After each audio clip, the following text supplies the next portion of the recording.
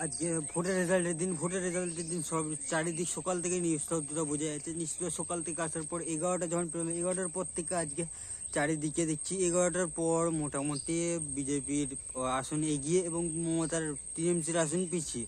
তো চারিদিকে নিস্তব্ধতা বজায় থাকার পরেও চারিদিক নিস্তব্ধ, এতটাই শান্ত পরিবেশ। এই শান্ত পরিবেশে চিরকালই থেকে মনে হয় খুবই ভালো হয়। তো আজকে আমরা দেখবো যে কে জিতছে। সবাই আশা করেছিল যে টিএমসির যা বক্তৃতা, যিনি বলেছিলেন যে এবারে টিএমসির যাদের যা কনফিডেন্স, টিএমসির লোকের প্রচুর কনফিডেন্স, তেমনি সেরকম বিজেপির লোকেরা মানে বিজেপিরও কনফিডেন্স ছিল নিজেদের উপর। তো তারাও জিতবে বলে এটা ভেবেছিল। তো টিএমসির লোক জিতে যাওয়ার পর জিতবে বলে যে ভেবেছিল, ওনারা জিততে যে মিটিংয়ে যেরকম ভাষণ দিচ্ছিলেন যে আমরা জিতলে চারিদিকে ডিজে বাজাবো, চারিদিক ফুর্তি করবো, তো ওনাদেরকে তা দেখতেই পাচ্ছেন না। ওনারা কোথায় আজকে টিএমসি হেরে যাবার পর এখনও যারা প্রেস কনফারেন্সে বা মানে ভিডিও ছাড়ছেন কোনো কিছু ফেসবুকে, হোয়াটসঅ্যাপে, সবাই এখনও বলছেন বিজেপির প্রার্থী টিএমসির প্রার্থীরা, ওনারা বলছেন যে তোমরা শান্ত থাকো, ধৈর্য হারিও না, আমরা আছি। এখন আসন সংখ্যা বেলা 12টার পর থেকে 182টার উপরে, 182-র উপরে বিজেপি, আর 90টা মাত্র 90-এর নিচে কি 90টা টিএমসি, তৃণমূল কংগ্রেস। তখনও ওনারা বলছেন এখনও আশা আছে, তোমরা কেউ হাল ছেড়ো না।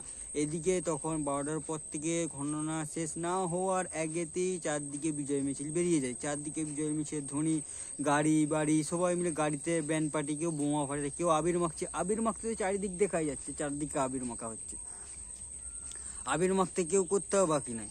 তো আবির যে মাখছে যারা, এখনো পর্যন্ত সন্ধে না হওয়া পর্যন্ত বলা যাবে না যে পুরোপুরি এখনো গণনা শেষ হচ্ছে না কে জিতবে বা কে, তাতেও এখন সবাই বিজেপির প্রার্থীরা বুঝে নিয়েছে তাদের অবস্থা।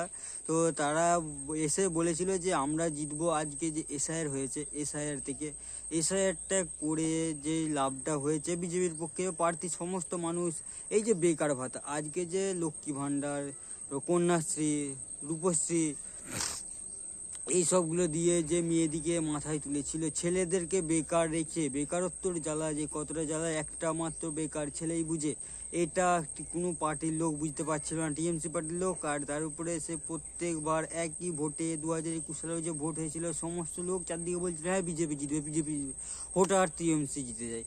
তো মানুষ চারদিকে হতাশাগ্রস্ত হয়েছে। আর এইবারের যে জিতটা, এইটাও যে এত সুন্দর জিত, এইটা মানুষ বিজেপি প্রার্থীরাও কল্পনাও করতে পারেনি, মানে ভাবতেও তারা পারেনি যে এইভাবে তারা জিতবে, এতটা দূরে ফারাকে, এতটাতে মানে জিতার ফারাক হবে। তো তবুও তারা এখন তাদের মুখে হাসি, তাদের জিত বলে মানা হচ্ছে। এখনও শেষ পর্যন্ত বলা যাচ্ছে না যে কার জিত হবে, এখনও গণনা শেষ হয়নি। তো আমরা এখানে, আমি এখন মোটামুটি 12টা-1টার সময় থেকে দেখছি যে 12টা-1টার সময় থেকে দেখা হচ্ছে সে মোটামুটি চারদিকে বিজয় মিছিলে বেরিয়ে গেছে, ঢাক ঢোল বেশ জমজমাট করে বাজানো হচ্ছে, চারদিকে আবির মাখা হচ্ছে, আবিরও হচ্ছে, এইসব হচ্ছে। বিকেল মোটামুটি 12টার পর থেকে যখন 190-এর কাছাকাছি চলে যায় বিজেপি, আবার শুধুমাত্র 90টা আসনে 90টার কাছাকাছি থাকে টিএমসি, তখন থেকে মোটামুটি সবাই বিজয় মিছিলে বেরিয়ে যায়। সবাই বিজেপির গেরুয়া বস্ত্র বা গেরুয়া রং, এইসব সমস্ত জয় শ্রীরামের ধ্বনি তারা দিয়ে চারদিকে বিজয় মিছিলের দিকে আরম্ভ করে দেয়। তো সবাই খুশি, এই একটা বদল এসে। আজকে যিনি বলেছিলেন যে মাননীয় মমতা বন্দ্যোপাধ্যায় বলেছিলেন হ্যাঁ আমরা আবার আসবো, আবার বাংলায় জয় করবে, বাংলা জয়ই হবে। তো কোথায় গেলেন উনি? ওনাকে আর পাওয়া যাচ্ছে না। তো কোথায় গেলেন ওনার ধ্বনি? উনি এই কিছুক্ষণ আগে কনফারেন্সে বললেন যে দিশা হারিও না, আশা রাখো, বাংলা আবার জিতবে।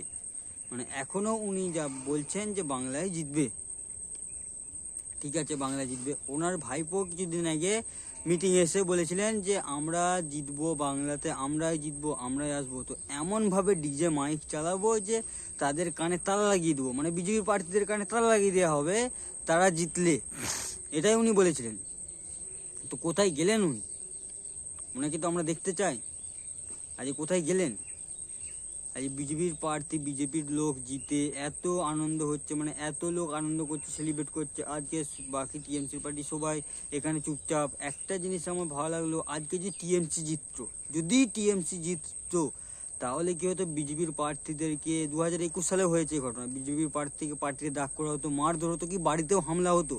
আজকে বিজেপি জিতছে, এই জিনিসটা দারুণ লাগছে। একজন বললেন বিজেপির প্রার্থী, উনি বললেন, আমি ঠিক নামটা বলতে পারছি না, আমি ফেসবুকে লোকের মোবাইলে দেখলাম যে উনি বললেন যে যদি কোনো টিএমসি নেতার গায়ে হাত দেওয়া হয় বা টিএমসির কোনো প্রার্থীর গায়ে হাত দেওয়া হয়, আমাদেরকে ফোন করতে পারো, আমার ফোন নাম্বার দেওয়া থাকছে। তো এই খবরটা আমার খুব ভালো লেগেছে, আমার কেন প্রত্যেক মানুষের ভালো লেগেছে, যে আমরা দেখাবো যে পার্টি কীভাবে করতে হয়, কারণ পার্টি করার অধিকার সবারই আছে। এই জিনিসটা খুবই ভালো লেগেছে। যারা প্রত্যেকটা পার্টি করেন, যারা বিজেপির প্রার্থী হয়ে আছেন, তাদের পক্ষে বলছি, তাদের খুশি হওয়া দরকার যে একমাত্র বিজেপি পার্টি এই কথাটা বলতে পারলেন যে পার্টি কিভাবে যে করতে হয়, চালাতে হয় আমরা দেখাবো। উনি বুকে হাত রেখে জোর গলায় বললেন কোনো টিএমসি নেতার গায়ে হাত দেওয়া হবে না। আমি একটা ভিডিওতে শুনলাম, জানি না সত্যি কি না বা হয়, কিন্তু আমি শুনলাম লোকের মোবাইলেতে। তো এই কথাটা শুনে আমার খুব ভালো লেগেছে যে সমস্ত নেতাদেরকে, কারণ যে যাই করুক, আমি যদি অন্য কিছু করি তার জন্য লয়, কিন্তু আমি যে এটা ভেবো না যে আমি অন্য কিছু মানে টিএমসি করছি, আমি টিএমসি করছি না। যারা যে যাই করুক তার গায়ে হাত দেওয়া হবে না, এটা খুব জিনিস। আজকে তুমি হাত দিলে কালকে তোমার গায়েও কেউ অন্য হাত দিবে। এই যে জিনিসটা, এই যে পার্টির যেই মানে একটা ঝগড়ার যে বিবাদের সম্পর্কটা, সেই সম্পর্কটা ওনারা আজকে মিষ্টি হাতে হাত মিলিয়ে নিচ্ছেন, যে ঝামেলা বিবাদ ঝগড়া এইগুলো না করাই ভালো, প্রত্যেক মানুষকে বুঝাচ্ছে। তো এইটা খুবই ভালো জিনিস। তবে একটা কথা বলবো, আজকে যে মমতা বলছিলেন যে আমি বেকার ভাতা দেবো, আজকে বেকার ছেলেরা বেকার ছেলে, গ্রামে গঞ্জে শহরে বেকার ছেলেই কাদা, বেকার ছেলে বাড়ি বাড়ি বেকার ছেলে, তাহলে বাড়ি বাড়ি বেকার ছেলে।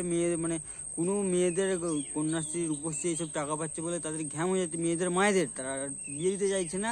যে বেকার ছেলেকে কীভাবে বিয়ে দেবো, সবাই চাইছে সরকারি চাকরি, অথচ চাকরি বাংলায় একদম নেই। বাংলায় ভাতাতে সংসার চলে, ভাতা চলে, ঘুগনি বিক্রি, মাছ ভাত, ডাল ভাত, যাক বাঙালির জাতীয় খাবার মাছ ভাত, সেটা ভালো জিনিস।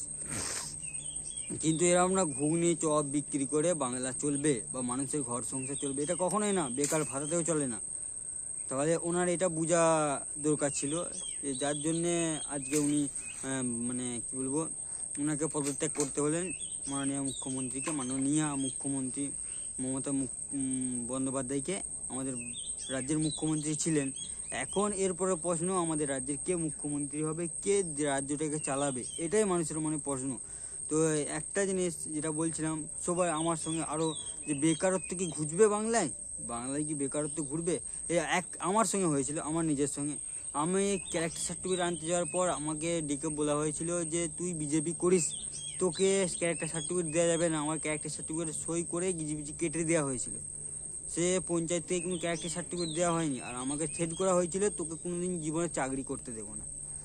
তো আমি তখন কিচ্ছু বলিনি, চুপচাপ ওখান থেকে চলে এসেছি, চাকরি করতে দেবে না বলা হয়েছিল।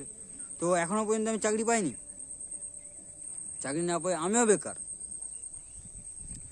মানুষ বাংলার মানুষ আজকে বুঝিয়ে দিয়েছে যে বাংলার মানুষের হাতের কতটা কত ক্ষমতা, তারা কোন জায়গায় ব্যবহার করা যেতে পারে, আজ বুঝিয়ে দিয়েছে বাংলার মানুষ। তবে বিজেপির দল একদমই ভাবতে পারে না যে বাংলার মানুষ এরকমভাবে বিজেপিকে চাইবে, এরকম বিজেপিকে চায়, বদল চায়। মানুষের স্লোগান ছিল বদলা নয় বদল চাই, আর এদিকে ঠিক উল্টো দিকে স্লোগান আছে বাংলা জয়, জয় বাংলা, বাংলায় জিতবে। তো যেমন স্লোগান, যে যেমন স্লোগান দিয়েছে, তো এইবারে যাদের স্লোগান ছিল যে জয় শ্রীরাম, উনি আর একটা জিনিস করেছেন যে ধর্ম নিয়ে যে জয় শ্রীরাম, রামের আমাদের ভগবান শ্রীরামকে উনি গণ্য করেননি বলতে উনি কোনো গ্রাহ্য করেননি, কারণ জয় শ্রীরাম বলে উনি বিরক্ত হতেন, উনি নিজেও এটা বলেছেন।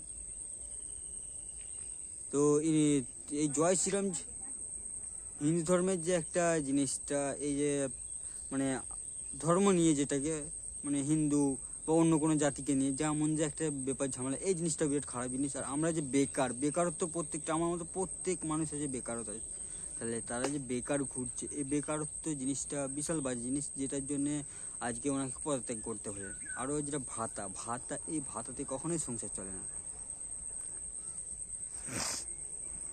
এই ভাতাতে কোনো দিন শক্তি চলে না। এটা বাংলার মানুষকে আরও আগে বোঝা উচিত ছিল। তো বাংলার মানুষ আজ বুঝেছে, আজ যেই যে জয়টা, এটা বাংলার পক্ষে বিরাট একটা জয়।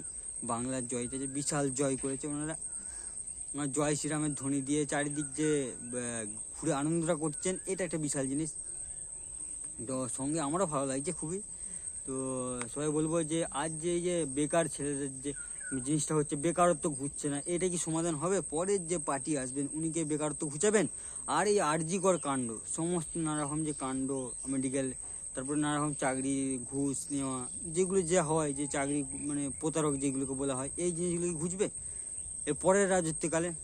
আমরা তো এটার জন্যই বিজেপিকে বাংলার মানুষ এনেছে। আশা রাখছে সবাই, কারণ সবারই মনে এটাই আনন্দ যে হয়তো এরপরে উন্নতি হবে, কারণ সবাই জানে যে এই সরকার আমাদের ইয়ে থাকলে আমরা জীবনে উন্নতি হবে না, পশ্চিমবঙ্গের আস্তে আস্তে আস্তে ঋণে জর্জরিত হয়ে যাচ্ছে। তো তার জন্য যে পরবর্তী সরকার আসছে উনি কি করতে পারবেন, এটাই সবারই মনে প্রশ্ন। আর আরজি করের যে ঘটনাটা, এই ঘটনাটা এগারো স্থগিত নয়, উনি আরজি কর মামলার যিনি অভয়া দেবী, ওনার মা একজন প্রার্থী হয়েছেন, তো উনি কি বিচার পাবেন? উনি এই বিচারের জন্যই আজ নাকি চুল আঁচড়ান না, তিনি ঘরে ঘরে বাড়ি বাড়ি ঘুরছিলেন, তো উনি কি বিচার পাবেন? এটাই মানুষের মানে সমস্ত মানুষের প্রশ্ন, উনি বিচার পাবেন? আর বাংলার সমস্ত যুবকরা আছে, বেকার যুবকরা, তারা কি চাকরি পাবে? প্রত্যেক মানুষের এটাই প্রশ্ন যে চাকরি যাতে হয়, তার জন্য তারা বদলা নয় বদল চায়, এই স্লোগান দিয়ে আজকে বাংলা জয় করেছে, জয় শ্রীরামের ধ্বনি দিচ্ছে। প্রত্যেক জায়গায় আনন্দ, প্রত্যেক জায়গায় বোম ফুটানো, আবির খেলা, গেরুয়া রঙের বস্ত্র পুড়ে। আজকে ভোট এখনও গণনা শেষ হয়নি, এর থেকে এখন থেকে আনন্দ মানুষের, কারণ মানুষ দেখতে পাচ্ছে ভোট গণনার রেজাল্টের দিকে দেখতে পাচ্ছে কি অবস্থা, সে অবস্থায় ক্রস করে কি হবে। তো দেখবো আমরা পরবর্তী খবরে, ততক্ষণ ধন্যবাদ।